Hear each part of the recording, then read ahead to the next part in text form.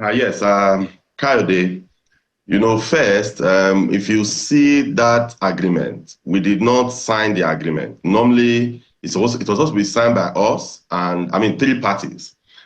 We did not sign it because we felt that some things in that agreement we are not quite okay with. So it wasn't really an agreement per se, but it was a communication issue by the Chief Conciliator of the Federation, that is the Minister of Labor and Employment. But when we subjected it to our neck, we looked at it, Kayode, it depends on what we are prioritizing.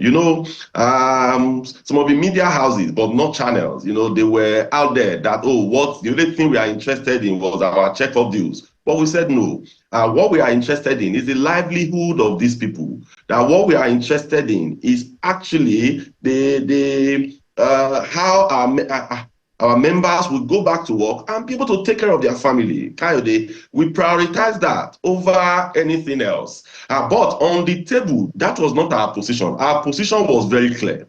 Take the people back to work. Take them to the refinery. Then Dangote's position was that he wasn't going to take them. I mean, that he wasn't going to take them back at all. So that was his own position. So we had two diverse positions, but the Chief Conciliator of the Federation now came with the other government functionary. So they now did this as a middle way.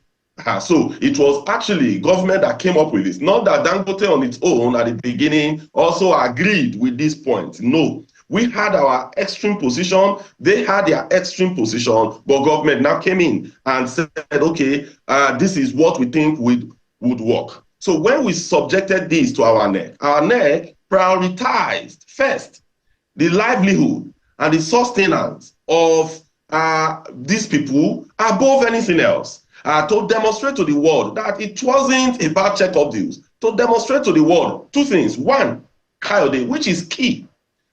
The very first thing is that we needed to send a signal that what Dangote, the release that Dangote did was totally not correct. To say these people have sabotaged the process. In fact, in the meeting, there were a lot of words, there were a lot of unprinted words that they called our members. But we've been able to put that to rest. Because if we had allowed that sabotage to stand, what it means is that these 800 plus people, they can't even look for a job anywhere tomorrow. That toga of saboteur will remain with them forever. So that has been cleared. So for us, that is a very big win.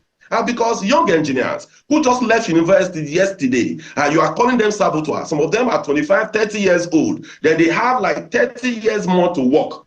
So first of all, we are able to dispense with that. Then secondly, restoring back their job, because we are prioritizing their families over anything else. Like I said, in the meeting, we had our position. That was why we did not sign the communique. But when we got to the next, when we reviewed it after the meeting, we felt, okay, let's prioritize the family first before anything else.